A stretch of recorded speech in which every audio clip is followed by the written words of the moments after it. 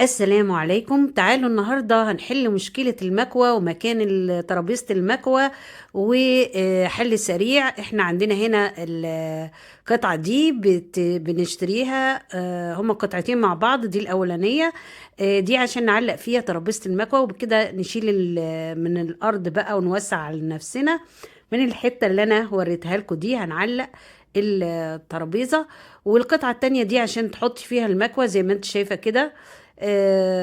احطي بقى السلك اللي فيه حوالين الجزء ده زي ما انا عامله، عشان نحافظ على السلك برضو، عشان التنايات ليه والحاجات دي بتأثر على السلك من الداخل. فانت كده بتحافظي على المكوى، وبيبقوا الاتنين محطوطين جنب بعض كده، الواحد عارف مكانهم ويبتدي يشتغل او يكوي. لو اول مرة تشوفين يا ريت اشتراك بقى وتعليق حلو وشيري عشان الكل يستفيد. عايزه اقول لكم ان انا حطيت المكوه دي والترابيزه ورا باب الاوضه، وهنا الاستغلال بقى للمكان. زي ما انت شايفه كده الجزء ده عشان تعلقي عليه اي هدوم تبقي مجهزاها عشان تكويها. ما تقعديش بقى تدوري. ليها تعليقتين، شماعتين، ممكن تاخد شماعتين او تحطي الهدوم. يعني هتاخد ايه كل الحاجات اللي انت محتاجاها ورا باب الاوضه زي ما انا قلت لكم اهو.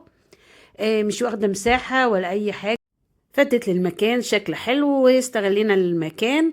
يلا مع أفكار تانية. السلام عليكم.